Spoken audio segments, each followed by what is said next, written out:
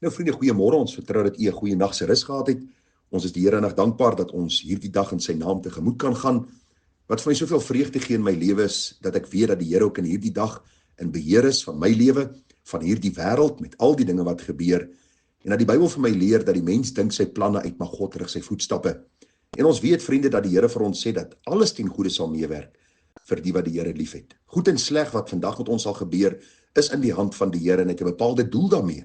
En die doel is om ons te vorm, ons te heilig, sodat ons meer afhanklik van hom sal wees en ons voor te berei vir sy ewige heerlikheid. Hierdie lewe is 'n damp wat nou verskyn en môre verdwyn. Die Bybel sê dit is soos gras wat in 'n oond gegooi word en verbrand, dis verby.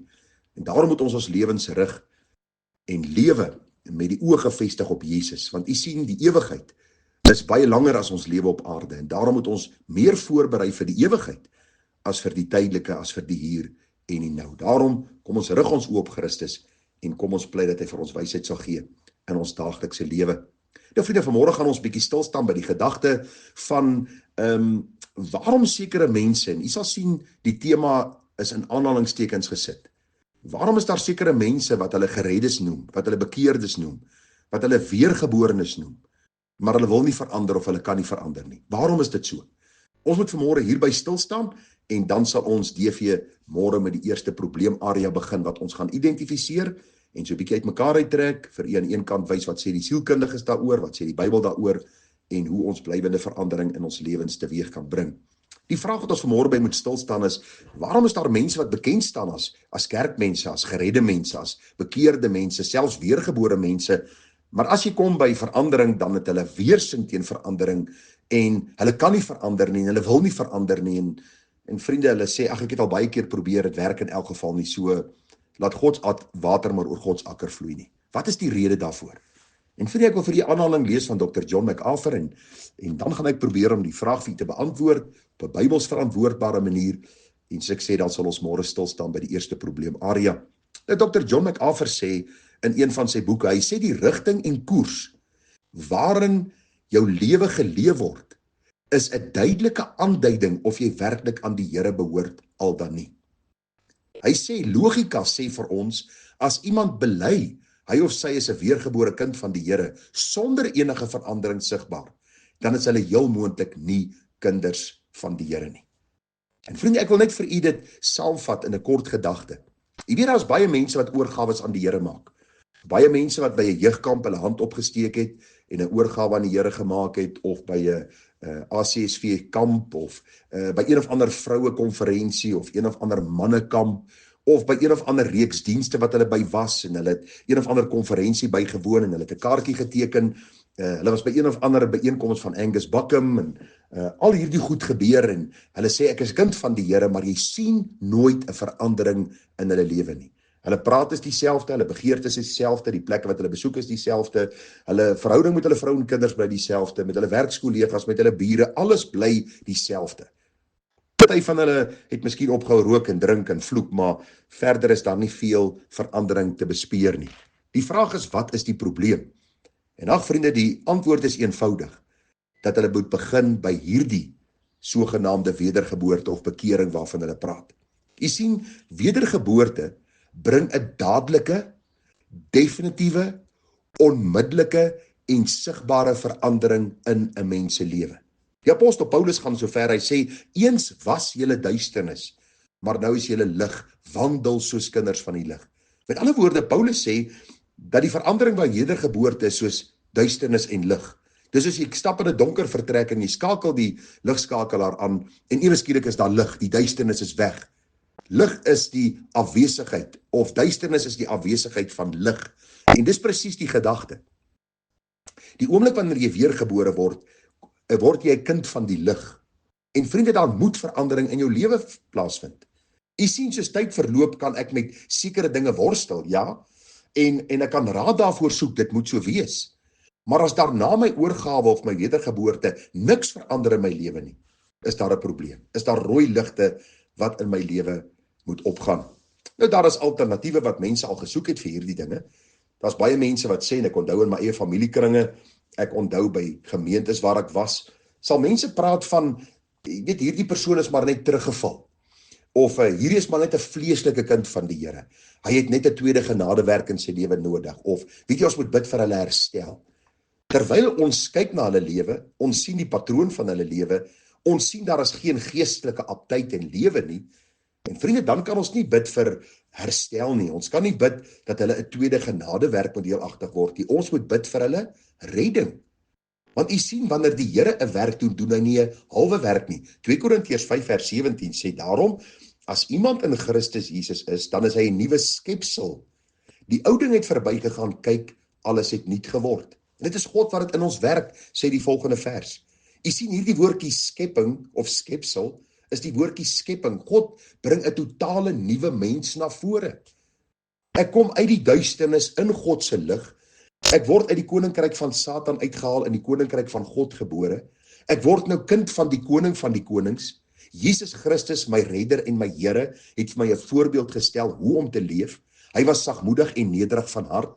Hy roep my op om rus vir my siel te vind deur 'n volgeling van hom te wees. En daarom, as iemand geen begeerte het na verandering of nie kan verander nie, moet ons teruggaan na sy wedergeboorte of haar wedergeboorte. En vriende, dis nie sommer maar net 'n lafhartige poging om nou die probleem te omseil nie. Nee. U sien, wanneer God van bo 'n werk in my lewe doen, doen hy nie 'n halwe werk nie. Wanneer God 'n werk doen, dan is dit 'n blywende werk, dis 'n veranderende werk, dis 'n werk wat deurgangs in my lewe al hoe meer sigbaar sal word. Ja, daar is tye wat ek sal sukkel met probleme, met mense, met omstandighede, met sonde. Maar deur God se Gees en deur die werking van God se Gees vanuit sy woord in my hart, roep hy my op tot verandering en ek sal sê, Here, ek wil verander, omdat ek meer wil word soos Jesus, omdat ek eendag die mooi so uit u mond wil hoor. Daarom is dit belangrik, vriende, dat ons nie sonde sal herdefinieer nie. Dat ons nie wedergeboorte sal herdefinieer nie. Dat ons nie alternatiewe sal soek vir mense wat 'n sogenaamde bekering of 'n wedergeboorte ondergaan het, maar daar's geen verandering nie. Maar dat ons, soos die Engelsman sê, let's call a spade a spade. Ek het op 'n stadium van my familie gesê, toe die persoon sê ons moet bid vir daardie en daardie in sy herstel, toe sê ek nee, ons moet nie bid vir hulle herstel nie, ons moet bid vir hulle redding, want hulle leefwyse, hulle was in 'n kerk gewees, hulle het tot bekering gekom, hulle is gedoop, maar hulle lewe was vuil met sonde, hulle het in sondige praktyke in weggesink, hulle het geen begeerte gehad na God en sy waarheid en sy woord en sy huis nie. En toe hulle sê kom ons bid vir hulle herstel, toe sê ek nee, kom ons bid vir hulle redding, want die Bybel sê vir ons, daar vind 'n blywende verandering plaas. Onthou u die vrou wat gesondig het, wat na Jesus gebring is in Johannes 8, die Here sê vir haar, gaan en sondig nie meer nie. Met ander woorde, moenie in jou sondige praktyke bly voortlewe nie. Geen mens word sondeloos nie, ons weet dit. Maar 'n kind van die Here is iemand wat deurgangs in heiligheid wil lewe. Want ons ontvang God se natuur.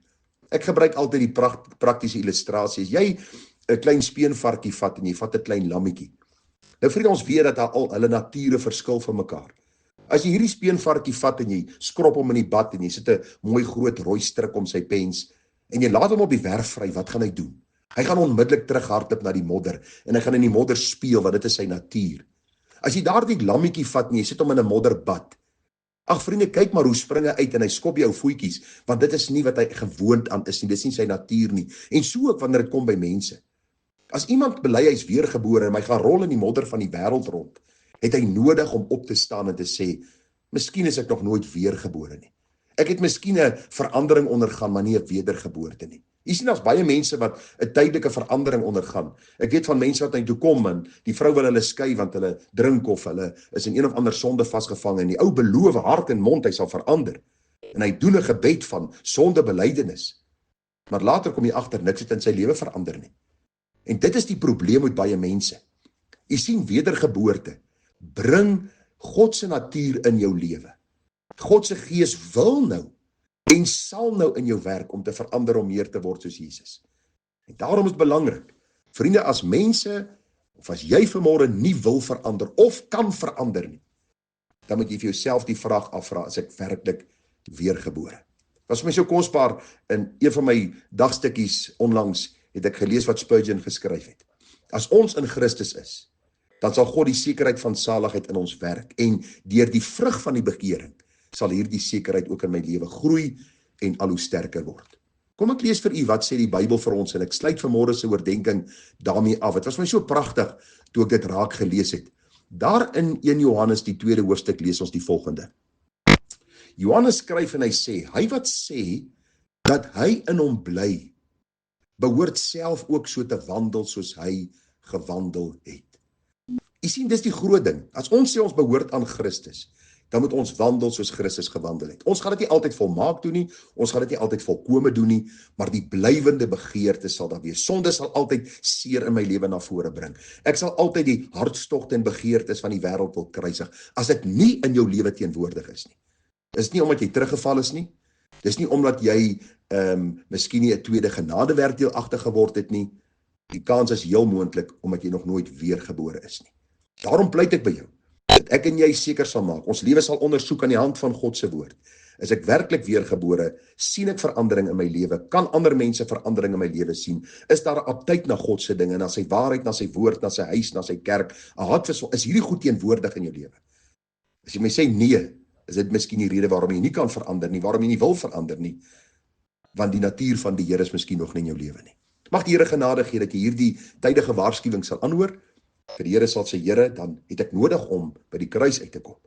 En kom doen ook die werk van wedergeboorte in my siel.